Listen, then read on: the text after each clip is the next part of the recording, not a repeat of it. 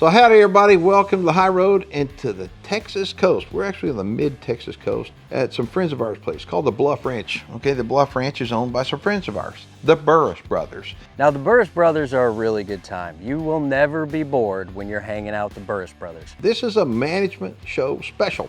Actually, this is part two. Part one, we wound up did previously, where Johnny was hunting with me and we were both self-filming, and I knocked down a buck, Johnny knocked down a bunch of hogs, and then he knocked down a buck, but we had plenty of time left. So that's what this show's all about. Management down at the Bluff Ranch, mid-Texas coast, and we are wearing them out. This ranch is full of whitetails. I mean, it's like every stand you go to, you just see deer all the time. I mean, they got some pretty nice deer. This ranch is not known for having giant trophy deer, but we're down here managing the deer. One thing that any place in South Texas has, if you're managing for deer, you better manage for hogs too, because there's a lot of hogs on this piece of property. Now, while Johnny is out, he wants deer, but you know what? I love killing hogs, and I got the equipment to do so, and do so in a big way. I've got an APF rifle. This is a patriotic looking sucker.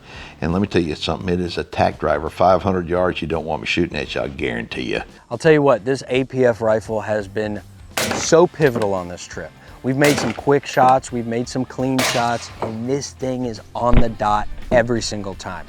So you may take a look at this rifle and think, that is a patriotic looking rifle. It sure is, you know why? Because it's got Timber Creek gear on it. Timber Creek is a patriotic company. They make equipment for any MSR and customize it. And I got it topped off with a Pulsar Thermal scope. And so while Johnny is targeting whitetails, I'm gonna target hogs, and we're gonna see what happens. Last year, there were quite a few deer. We had some reconics pictures taken right here at this stand behind me. We've got a stand and a feeder behind me. And what I'm gonna do is I'm gonna put a camera out. What we're doing, we're looking for the right deer, and the right deer happens to be a management buck, one that's at least 3.5 years old, does not have the genetic characteristics that we want to see in the herd in the future. So for the next few days, this guy's going to be doing the work. You always see me using scent killer to eliminate human odor, but one of the things I think a lot of hunters wind up overlooking is their odor off their shoes. What I wind up doing, and even though I'm using waterproof shoes, I like to go ahead and just spray them down with scent killer before I go to my area and put up my camera. What that does is just kind of gives me a little bit of more confidence that I'm doing the right thing. But let's go ahead and get this thing set up now. Come on.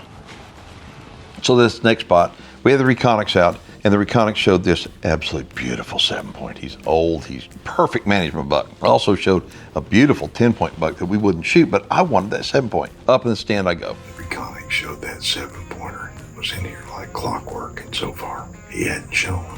Got about 30 minutes before dark. Everybody's cleared out. This ranch is huge. They can go anywhere they want to go. And so I got my fingers crossed. Will that big gnarly 7-point show up? And so I'm filming and I'm seeing a lot of deer. I mean, a lot. And I sit there till black dark. But unfortunately, that old 7-pointer, he was a no-show. So I'm sitting in the blind and this pretty nice buck shows up. He's kind of more narrow. I've got a buck right there. He's a nice young buck. Pretty cool looking. Really tight and tall. I think he's a younger deer, but I can't tell yet. I'm gonna put this camera down, get the long lens and check him out. It's kind of cool though, I like that. I like seeing deer that are different, like the wide ones, the narrow ones. But this guy, I can just tell that he's younger. Kind of a cool looking deer one day. Probably wouldn't be bad to take out, but it would be good to get a mature buck that needs to go. That's what I'm looking for anyway. He doesn't have the best rack, not really one you'd want to take out. We want to wait to see what they do when they get older. So this guy, I'm just going to let him walk and enjoy the show. Now something important to note is out here at the Bluff Ranch, they're on an MLD program, Managed Land for Deer. And I technically still have another tag. I could take this deer out, but that would be actively going against the management program. So I'm gonna let this guy go, and I'm gonna go home feeling good about it. So now I get set up in the same spot where I took out those 2 hogs earlier in the trip. And I'm sitting there and I'm watching the sun come up, and it doesn't take long for deer to start showing up. And I'll tell you what, this is the land of the 10 points. I'm seeing 10 point after 10 point after 10 point, all of them beautiful deer. And I gotta say, My trigger finger is just itching. So it is morning, kind of a foggy morning. The sun has come up and there's deer all over the place here. And actually a couple really nice bucks. Not bucks we're looking for because they're like super nice 10 points. We're looking for like a big old 8.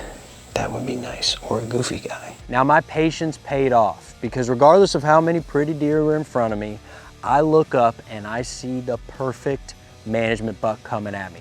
This is an 8 point. He is old as dirt. I can just tell by looking at him, and he needs to go. It's an 8 point. That's a nice buck. He'd be a good one to take out, clearly mature. He's just an 8. He looks pretty dang old for out here. I mean, look how big his body is.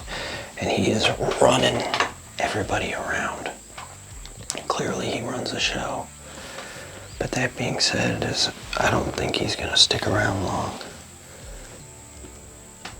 Yeah, look at him running those other bucks off.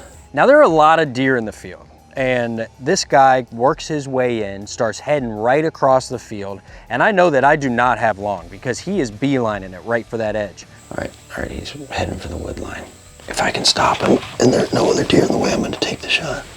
So I throw that gun up and I start yelling at him. Meep, meep, meep, meep, meep. But I finally get him stopped and make my shot.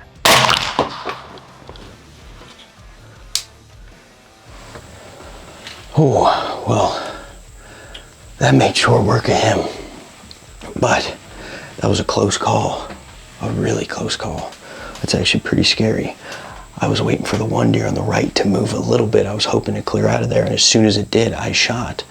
But another buck from the left came screaming in, and I had this punched in, so I just had a little sight picture. So now I learned something on this trip, because when that buck showed up, he was way out there, and I punched in on him. And when that other deer ran in from the side, I didn't even see him until the last second, and it got a little hairy. Be aware when you're using thermal and other optics that make sure you're able to see outside of your peripheral vision, just in case something comes running in from the side.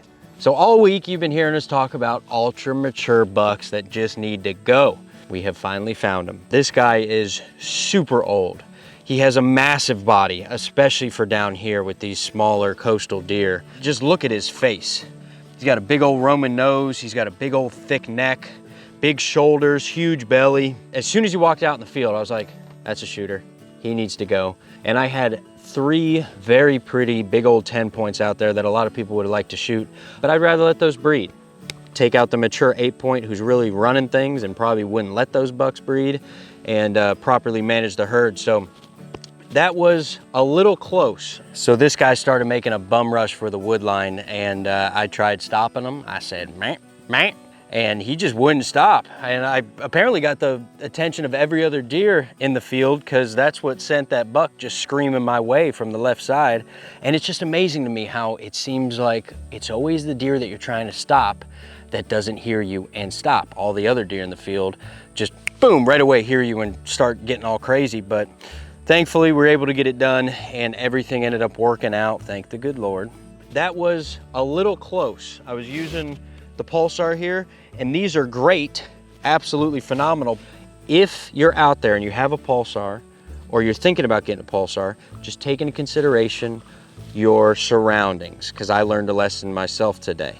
Other than that, this was an absolutely awesome hunt to see all those deer. I'm pretty much done. I've had an awesome time out here. We've shot pigs, we've shot whitetail. I actually just got a text that Keith shot as well, so I gotta go help him out. But getting to come out here and hunt with the Burses, man, every single time, it is just awesome. All right, tonight I'm going to do what I call a shoot 'em up bang bang. And this is going to be the tool that I'm using. It is a 308 modern sporting rifle, all decked out in Timber Creek gear. And in order for my rifle to run like a hot rod flawlessly, I'm going to use Lucas products. I want to tell you, I've got 2 different products. These are my favorite products out of the whole outdoor line. The CLP, both in a little bottle and in an aerosol can. It's the same thing, except this is not in an aerosol can. The aerosol can, you can tell this one, well, it stays in the back of my truck, goes wherever I go. But this right here, this little bottle, when I fly on airplanes, I have to take this because they will not let you carry an aerosol can with you. That's the reason why I got them both, and that's the reason why this one's a little bit weathered. But we're going to take the bolt carrier group apart, and I want to show you this. Look how dirty that is. I mean, it is terrible dirty and terribly dry. So what we're gonna do, we're gonna clean it up and lightly lubricate it right now using the CLP. So what I'll wind up doing is come in here and just take a rag just to wipe it down with. Now, we're gonna clean this baby up and put it back together again. And she will run like a top fuel dragster. And tonight, I'm gonna shoot them up bang bang. The pigs are gonna be in trouble. And take a look at that. I guess we could show you a before and after shot, how much prettier that is. And it is gonna cycle like a champ. And we're gonna put this dude back together again. Pigs are in trouble at night. So my job is to kill as many hogs as I can, and with Sierra as a sponsor, I intend on shooting up as much Sierra ammunition as possible. And so I get on this engagement. I call every opportunity that I have with my night gear an engagement. So I got a bunch of hogs out there. And my job is to kill as many of them as I can. In order to kill them, you got to shoot at them, okay? And that's the reason why I like using that APF MSR. Yeah, they're on the move. And so I'm looking, I'm counting how many hogs there are, and I want to take them all out. Okay, I want to make sure that everything is safe. The deer have already cleared out. I got nothing but hogs out in front of me. Okay, so I set up on the Kopfjäger, and I'm good to go. And what I'm doing, I'm trying to evaluate where all the hogs are, what the wind's doing, and when I shoot that first time, I know that it's going to be chaos. I get set up on the first one, and as soon as I pull that trigger, all hell breaks loose.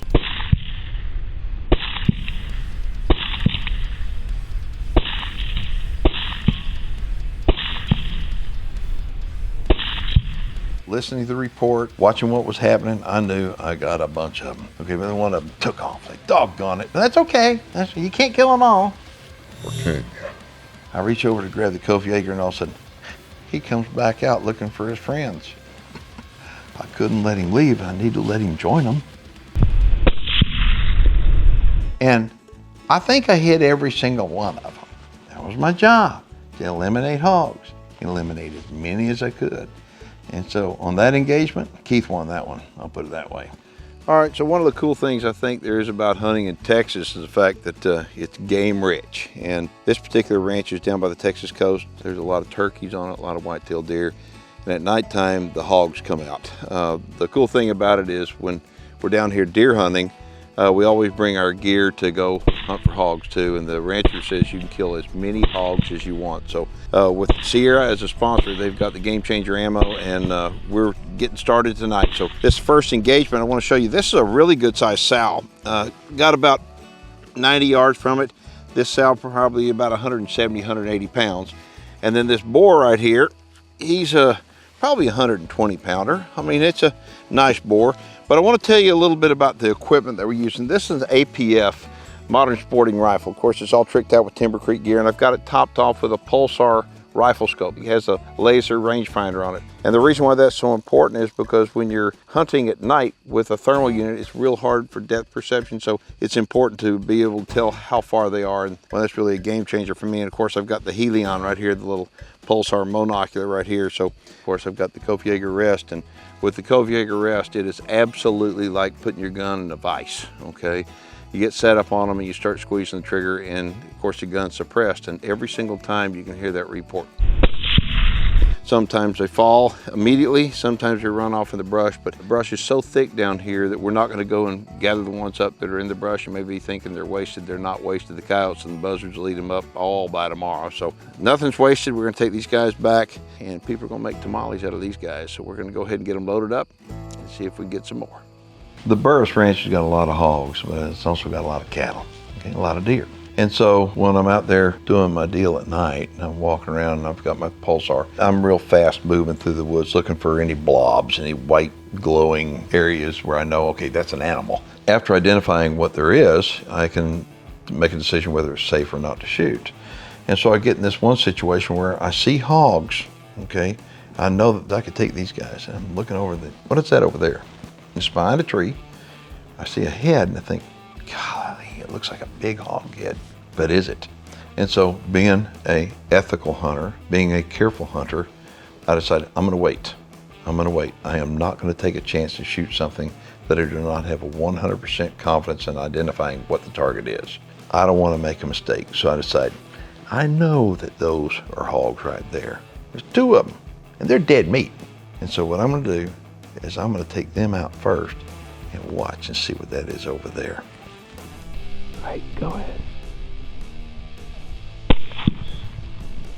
And boy, it's a good thing.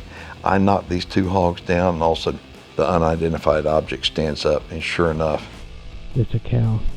and it's a cow. And I think I'd have been escorted to the gate if I'd have shot that. And so, lesson learned, always make sure of your target before you pull the trigger, no matter what. All right, well, this guy wound up, I shot him really good, I thought, but he took off through the brush, and I could see cows behind him, and I knew I made a lethal shot, and he went about 100 yards, but found him with the Pulsar. And the thing is, I want to point out that tonight conditions are not real good. And what I mean by that is there is very little wind. Always try to hunt with wind in your face, and always do everything you can to eliminate human odor, and that's why we use scent killer. But with no wind to camouflage our sound, I'm walking real slow, and I'm taking my time to get to the animal. We're spotting the pigs way off in the distance, and then the rifle is shooting fantastic. I mean, it is drilling. So we're gonna go ahead and load this guy up and see if we can do that again. So this next engagement, I'm looking in the road and I'm seeing a deer and a hog. Okay, well, we don't shoot deer with thermal gear at night. We don't do that. Okay, but we do shoot hogs. And I'm thinking, okay, what I'm gonna do is I'm gonna get close enough to get set up for a shot if I can. And I'm making my way down. I get right up there, but also the deer gets boogery. Okay, and I think, doggone it, that deer's gonna run off and he's gonna take the hog with him. So anyway, I get all set up, and sure enough, that deer is boogery and off he goes. But the hog stayed. Too bad for the hog. I shoot and he drops in his tracks. But it's like, you know what? Sierra's a sponsor, and I'm not going to take any chances, so I just took another shot for insurance purposes. It had been a good night for me. It wasn't a very good night for the hog. So this is a really cool looking hog. If you take a look at him, kind of like a really woolly hog. I mean, got a lot of hair on him and all, and a perfectly placed shot. And this guy took a dirt nap like right now. I saw this guy from about 300 yards away, and there was a deer feeding in the road with him. And so we eased up and eased up and eased up and took our time getting up close to him. And the deer blew and took off, and I thought for sure was going to take the hog with it, and it didn't. I was filming through the Pulsar, and I was getting a lot of good footage, just waiting for the perfect shot, because it's like, you know, that last one I had to track him about 100 yards. I didn't want to have to track this guy. So I waited until he turned perfectly, sent it right in the right sweet spot, and down he went, took a dirt nap. But anyway, and the rifle is just, this little booger is shooting sweet as it can be. I mean, I didn't miss tonight, not one shot. But I'm telling you, if you're looking for a present for a hunter in your life, or a shooter in your life, this little Kopfjager is worth its weight in gold. I promise you, it will take an average shooter and make you into a better shooter. With it, I didn't miss tonight. This has been a fantastic trip. I mean, we have filled the freezer big time. You know, on episode 1, if you missed it, go online and go back and watch episode 1.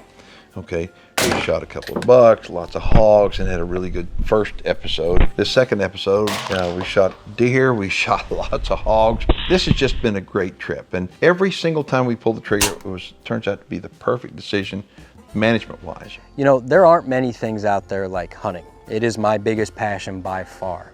You know, just sitting there waiting on a deer, turkey, hog, whatever it may be. It's like Christmas morning every morning. It is fantastic. And getting to be out here and do it with Keith and have a good time enjoying the outdoors, it's my favorite thing to do.